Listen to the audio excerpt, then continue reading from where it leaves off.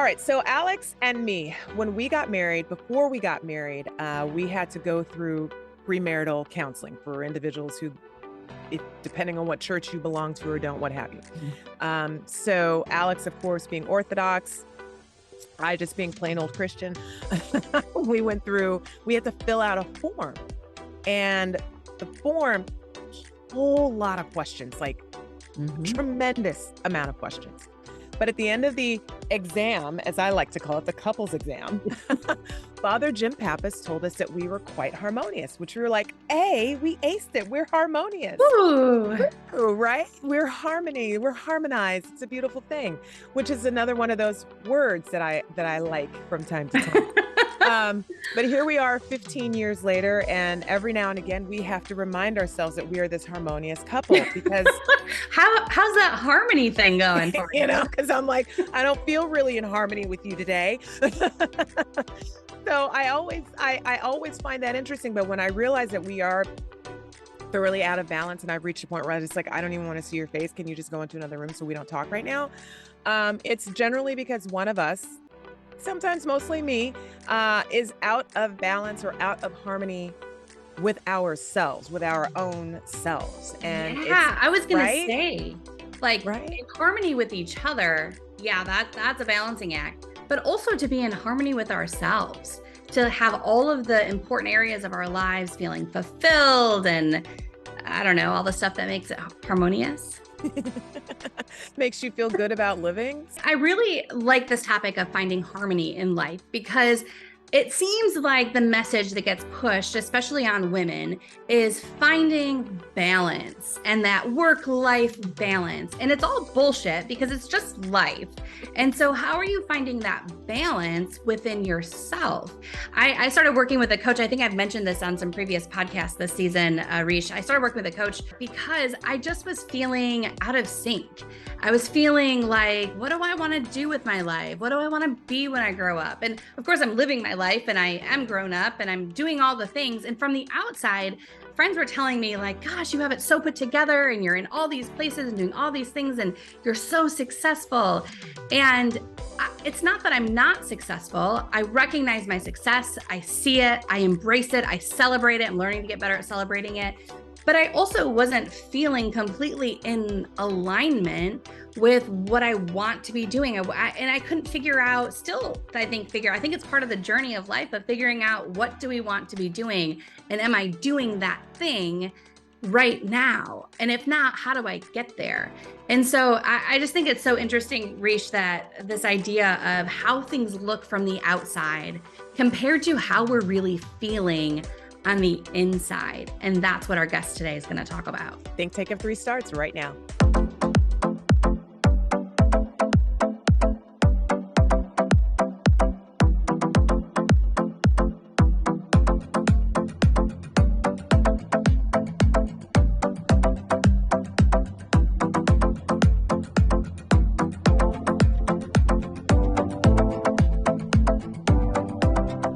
And welcome to the Think Tank of 3 podcast. Along the fabulous Julie Holton, I am Reischea candidate Kapasuris.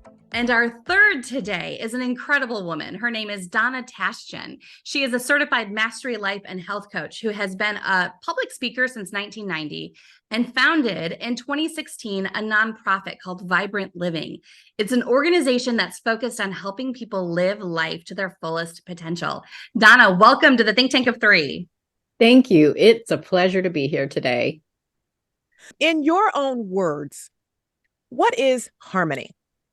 That is not an easy, simple answer necessarily, but harmony for me is when I am behaving and feeling in alignment with what my true values are, what is important to me. And what gets me out of disharmony, I'd like to hear you guys' thoughts, is when we let other people's opinions of what we should or shouldn't be doing and or society or whatever, somewhere these voices come that say we should be something different than what we feel like we are. And that must mean we're wrong, right? And so it creates this disharmony. Oh my gosh, so many layers to peel back just from that sentence alone, like the judgments, right? Reish, like you and I talk about this a lot. And, I'll share, even this morning, it's funny how those voices creep into our heads. And the voices are ourselves making up the judgments. This morning, I was thinking about all the things that I have to do this weekend and why my week was so crazy. Because I was thinking about this idea of harmony and just how the opposite life feels sometimes for me. And the reason, life was chaos this week because we just got back from vacation. And so all week I've been telling myself, like, no one feels sorry for you. Like, you just went on this amazing, amazing vacation. But then I kept telling myself, like, but I worked really hard for that vacation and I deserve time off. And it was like I was having to justify the fact that I even took a vacation, but justify to whom? These imaginary voices that are telling me that I wouldn't be so crazy this week if I hadn't gone on vacation. It's like the judgments really creep in. Donna, where do those voices come from and how do we get them to stop? Well, when you figure that one out, let me know. All right, writing that down. You do. But it isn't getting them to stop. It's learning to put them in their proper place is what areas. So imagine you are in big family holidays and you're in another room and your child or someone, if you don't have children, cries or makes, and have you ever seen moms go, oh, that's mine. Oh, he's fine. I can tell by the cry. Or they're not. And so the order of importance that we put on the voices is something it's to notice, but smile at it. One of the things that gets me is when I get, my life is really full of what I actually love. Cleaning house is not one of them. No, really? And you don't wake up in the morning saying, No. "Oh, Yay! I just can't wait to scrub the baseboards." Thrive on it. And you can come on over. I was looking above my light here in my office and there's cobwebs up in the corner. And I'm that was like, for Halloween, right? I'm like, Do I want to get the Swiffer or do I want to just or just now? But I'm sorry. I can't your train of thought. My apologies. Yeah, it's okay. I was going there and we can really go off on it. When I said that, you thought about all of the things in your house. You mentioned baseboards, all of the things in your house that hasn't. One of my things my coach told me recently is the first person women should hire when they go into their own business is someone to do those activities. And not a VA, not someone in their business, but someone to take care of the personal stuff that they don't really enjoy so that you can build your business as you grow. So I thought that was interesting advice. But so many times the voices are our parents, someone from our childhood. When I see the cobwebs, I hear my mother's voice. About those kind of things. Anybody clean their house really frantically before mom comes over? I just avoid having guests. So I just say, you know exactly. What? Why I did the one arm sweep behind me on the I had a podcast recording right before this and it's like, oh no, I'm hosting this weekend. So all the party favors and things are now on the floor, but they were on the desk behind me. That's how I clean. Hide it. But the actual harmony and things that we're talking about with being harmony with ourselves is actually the bigger subject that we want to get into. And that judgment piece keeps us out of disharmony. And then there's the comparison piece where we're comparing to someone else's. And in my terminology, comparison kills. It never brings life in any degree. And so learning that when I can be at peace, one of the biggest things too, for me, for harmony, is when I feel like I'm not doing enough. Even that thought you shared about, I just came back from vacation and I've got all of this stuff that needs attention. What needs attention now? Have the list, but what do I need to focus on now and there will be enough time to get to everything I need to. That statement brings peace. When I am working from, oh my God, I'm never going to get it all done. What am I going to do? Even though on the outside we look cool as a cucumber. When I'm working from that place, doesn't things seem to go harder? When your thought process is chaotic. When your thought process is chaotic, your actions are chaotic. Or you might even, what tends to happen to me is that nothing gets done. Right. You know, I laugh out loud when I said baseboards. Baseboards is the least of my house issues. Okay, let's just get it real. But what ends up happening is I get so overwhelmed because Julie talking about the voices, Donna, the comparisons, and you sit back and compare because I know that I've gone into other people's homes and I literally am like, how is it so spotless? How does it look like this? They have kids too, and everything has its place, and the floors are perfectly clear, and they don't have a catch-all table that's got 3 feet high of stuff sitting on it. How is that possible? And I can't help myself. And then someone says, "Oh, I have a housekeeper," and I'm like, "Oh, really?" They're like, "Oh yeah, I can't. Oh no. Now, and my mother has told me multiple times, because you really need to get someone to come in and just help you organize the house and just let them come in and keep it that way for you. But I have this guilt thing, but I'm like, but it's my mess. I made the mess. And my mom's like, yeah, whatever. So as I was saying, and it's hard. It's really, really hard, because then I sit back and I'm like, well, what's keeping me from cleaning up the mess that's all over the house? Well, because you are trying to run every single possible errand. You're dealing with stuff with the kids. You're dealing with stuff with trying to get your business functioning. There's a lot other stuff. There are other things on the plate. And instead of outsourcing one small thing, you keep thinking that this is something I'm required to do because you then saw someone else who you think has this perfect little life that they're presenting. Everybody's presenting.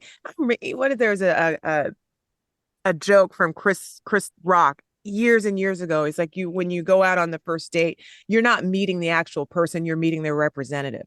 You know, it's like they don't look that good all the time. That's not how they roll. So that's and that's why, side note, when I was still, thank God I'm not now, but in that dating world for a very long time, was like, if that's the best they've got on that first date, walk away. Because it's not getting any better than that.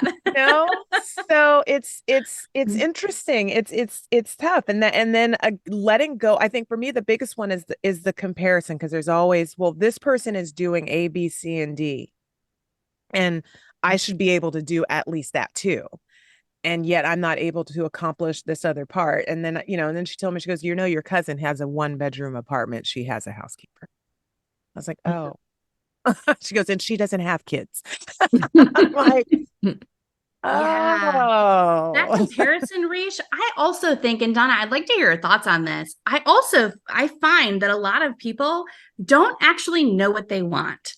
And it seems so basic, figuring out what you want. But frankly, that's what I was going through when I first started working with a coach, because I had all of these different balls in the air and I was trying to figure out which ones I wanted to keep juggling and which ones I wanted to let drop or wanted to pass off. I had an epiphany this week that I'll share with the two of you and however many followers we have. I, in the midst of the chaos and everything going on in our lives, I realized Dave and I are trying to have a baby. And it dawned on me this week that is my number one job right now. That is my priority. It's not making time for the things involved with making a baby. It's like, because I was trying to juggle my schedule and when am I home and this, and it's like, no, none of that matters. What I want right now is where I need to focus my time and attention. And so that thing is different for different people. If your focus is your family, Dave and I were talking over the summer, he uses a lawnmower that's just like one of those mechanical things that takes like 5 hours to mow the lawn, like no gas, no electricity either, like just your arm muscles. And it's like, that's a great form of exercise, but do you want to do that every week for 5 hours, or do you want to spend time with your family? These are choices that we're making, and it's easy for us to look at other people and make their choices than it is to look at ourselves, because oftentimes as women, we think we need to do it all. And I think part of that is not knowing what we want to do. How do we want to spend our time without landing on the obligations? One of the things that I have people do when I'm working in like a workshop and stuff is I like pick a flower that you want to be today. So you guys do that. Pick a flower. What, if you were a flower today, what would you be? I'll go. I'll pick my favorite, the calla lily. Okay. Oh yeah, I'll be a sunflower because I can use the sunshine. Okay. And I'm going to be a rose. Now, all of them are completely different, different shapes, different colors. I'm thorny at times, and you're not. And all of these kind of things. And so I'm not a calla lily. I don't look like that. And so, and we get, that's an idea that gives you an idea of comparison. We are each unique. Even if you have two calla lilies next to each other, they're not the same. That's right. And so we are completely unique. And so that's why getting into even any kind of comparison is setting myself up for sabotage. It does not produce anything good. So the first note is catch it. Catch the comparison to anyone, even your younger self. There is no comparison. And what you desire, Julie, what you were talking about, changes with the different seasons in your life. It's like, who do I want to be now that I'm grown up? And that happens at a different age. There's different ages that women say that. Who am I besides XYZ? A mom, a wife, a mom. I did that. I'm like, who am I besides that? I've been a mother since the age of 15. So what am I besides a mom? And how does that look? And so learning to allow yourself self-discovery. Allow yourself to have seasons. Because I always did this doesn't mean I have to continue to do this. I think that's a hard one, those changes. Not that this is my own therapy session, but, when you spend, 20 years working to achieve career success, and then all of a sudden you're like, wait a minute, that's still important to me, but this other thing is now more important. And change is hard. Yep. Or even let's stay on the track of career success. You reach the thing that you were aiming for, and it's not everything that you had anticipated it to be. I know for me, that I remember when I got into broadcasting and ESPN, that was my mountaintop. That was my Mount Everest. And I was like, I want to be a sportscaster, sports center broadcaster on ESPN. And I got there and I got it. And I was not enjoying it. And sure enough, it all, it changed up on me. The contract didn't get renewed and my time over there, ended. And then it's like, well, that was incredibly dissatisfying. And now I need to figure out what's next. And I have spent the last however many years now trying to figure out, well, what's next? Because I was so singularly focused on that mountaintop thing. And even when something might have gotten into my mind, are you sure if that's what you want? Or what if this, and it's like, no, this is it. This is what I want. Except I was changing, and that wasn't necessarily what I wanted anymore. But I couldn't entertain the thought of what the other thing was, and then it became desperation, because I got there and I had other people who I was working with who had all these other little fun little side gigs, who were like, they loved what they're doing, don't get me wrong, and they were very, dedicated to what they were doing, but their thoughts weren't like, well, if this doesn't work out, I'm done for. They were like, if this doesn't work, I'll go be a party planner, because I'm really good at that too. I didn't have a plan B. And that's scary too. So now, because I was in harmony with myself for a very long time until I wasn't. Mm-hmm. So I guess the next question from that is, you know, for you, maybe even Donna, what are your, I'm going to just assume that you are not always in harmony, because we always assume that the coaches are like, they're perfect all the time. They wake up perfect.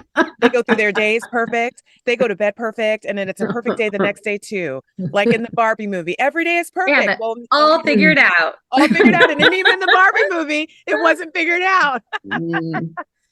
So, but what are your tells? When do you recognize, I'm out of tune here. I got to do Yeah. something. When we say, I'll be happy when, that in itself is setting myself up to, even as wonderful as a baby is, I can't let that be my ultimate happiness. But I'm going to think about other things that will also be part of my journey, which I think you have in your life, Julie, because I don't know you all that well, but having not just one thing be the thing, that there is a full life of a whole lot of things. Because any of us who have lived as long as we have lived, we know that it doesn't go the way we thought by now. It just doesn't. And so what if you embrace change as an adventure instead of it's hard? That it's just one more thing I'm going to learn and grow through. And so that is one shift that I've made, is instead of being, this was my plan. I've said that to God. This is my plan, and this is how it should happen in case you need one. Mm. It doesn't go over real well. Yeah, he doesn't always listen to that. And it is a joke now because I'm a planner, and he knows it. He made me that way. And I'll go, this is how I think it happened, God, but I put it in your hands. You know, so I'm a planner. I still have my checklist and all of that kind of stuff. It's part. So what has helped me make the transition is my daily disciplines. It's the way that I check in with myself every day. How are you doing? As if I was a client. What are you feeling?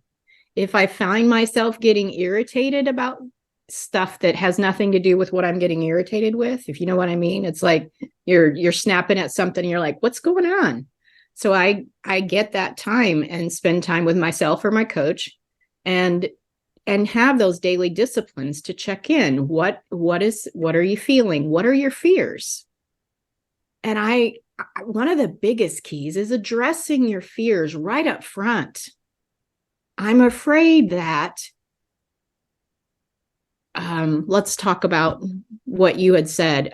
I've got this job and now I'm afraid I'll never know what I'm supposed to do and I won't be able to achieve anything that matters. That's what I'm afraid of. Well, is that even true? Well, no, look at all my talents and gifts. I just need to relax and figure it out. One of the biggest things of having a baby for a woman is reducing stress. Yeah, isn't that great? I read that book too. Oh, and reduce. And also, let's just say as a side note, like once a month now, I'm like, Yes. do I even like him? Because let's just say like hormones are a thing too. Yeah. No, Right once when you said anyway, back to right Donna. when you had said that was your focus on having a baby, I'm like, don't focus on having a baby. Don't do that. Yeah. Oh, but it is start getting angry. Yes. And so it's, I hope that I answered your question, is in a story kind of way, is being able to think about your daily disciplines, how you're starting your day, how you're ending your day, and the being present in the moment. I can't emphasize that enough, because that scatteredness is not accomplishing anything. And we do multitask. Women multitask better than our counterparts. Mm-hmm. But it's still, if I'm working on my blog or a podcast episode or whatever it is, I can't be thinking if I am, I'm scattered on other things and I'm not fully present. And so learning to silence our phones and turn off the notifications and whatever we need to do to work on that thing. And if I work solid on that for even a half hour, I get more done than all that scattered feeling. I love that. Donna, so let's think for a moment. Like, I would love to hear from you as we start to wrap up here. For the woman listening right now who is feeling the chaos in some way or feeling the scatteredness, feeling out of alignment, what are one or two things she can do right now to kind of bring her back to present and help her get that harmony that you're talking about? What are a couple of things, like tactical, actionable things that we can do? Quiet time in making a list of what you would like in your life. Usually it's so much easier for us to start with what we don't want. But once we start with what we don't want, I want to move forward to what do I want instead and focus on the positive. I don't want to be such a grouch. Instead, I want to be more peaceful and happy and loving. So what do you want instead? Then you begin to create your focus, your declarations, begin to say what you want, not what you don't want, and begin to focus on that by your declarations, by affirmations. It's a daily practice for me. After that, what is one step in your quiet moment? What is one step I could take today to take me closer to what I want? You do that, in 15 minutes, you will go from feeling scattered to more peaceful with an action plan of what you can do. It may be, I can't do anything right now, but I'm going to keep believing. And so whatever it is, in a very short period of time, walking through that process, you will change your internal disharmony to begin to feel more in harmony. Because also within that, there was a moment of, and be okay with the quiet. Mm-hmm. Be okay with the quiet. Because if you can't do the things that are on your list at that moment, then you need to be okay with that and say, okay, still going to go for it. Just have to wait for the moment, maybe, or move towards the moment in a different way. I love that. And when you need some calm reassurance, turn on Donna's podcast, because Donna, your voice got so calm and reassuring. I was like, yes, whatever you say, I'll just keep listening to you. Let me just sit in the meditative mode and listen to Donna. I have created meditations for that purpose. But learning to be able, whatever, Zen music, whatever it is that gives a moment, and if you have to get up early, 15 minutes, just whatever you need to do in our busy life, it will be reciprocated 100-fold. Then going from that scatteredness, hitting the floor feeling like you're behind is awful. You don't digest food right. It affects our health. It affects our interactions with those that we do love and people that are close to us. It affects everything. If you can take that moment to find, and this is what it looks like in the middle from what I don't want to what I do want. This is what it looks like in the middle. The absence of the evidence of what you want in your life doesn't mean it's not present. It's just not in my hands yet. Wow. Because everything is created twice. First, it's a thought before it becomes a thing. Positive or negative, it still works. So that's why I say, don't focus on what you don't want. Focus on, I don't want my husband to be such a jerk. What do you want instead? You know what? It's removing the negative. It's removing the don't. And Julie, I know you've heard me say this many times about just changing the words on certain things. Like I really try to say to my son, instead of don't forget, and I've said this to my husband, don't forget, I really try to revamp it and just say, remember remember this. So going along your lines of, Yes. I don't want, just remove that negative, the do not part Mhm. altogether. I want This. ABCD. Mm-hmm. I want da da da da da. As a, and I do believe in the power of speaking things repeatedly. And if you keep dropping in the don'ts are going to take over, and something will come out of it. Yes. You may Yeah, not don't like it. manifest that. Yeah, you don't want to manifest what's coming out of the don't. Yeah. And you can probably think of times in your life when it worked pretty well. Indeed. Um, Well, before we wrap things up, Donna, first of all, thank you so much, because those little bits that you just dropped on us, even just the level of tone, does wonders. And I'm certain that anyone listening and watching felt that, because it was literally just, it just manifested calm, and you find yourself saying, oh yeah, okay. So thank you for that. But before we go, we do have our rapid fire questions that we ask everyone. Our first one is, what is one piece of advice that you would give to any aspiring woman leader? to get up every day and proceed as if success is inevitable. Can you share, Donna, a book, quote, resource, something that has had a significant impact on your journey? The latest one is Upper Limit. Gay Hendricks is the author of that. It's an amazing book. The Bible is my main one. If you could go back in time and give the younger self who would actually listen to you, not the younger self that's going to give you the hand, but the younger self that's going to actually listen to you, a little bit of advice, what little bit of advice would you give the listening younger self? To believe it's possible. My phrasing is, well, what if it could work out? So that would be what to believe in herself.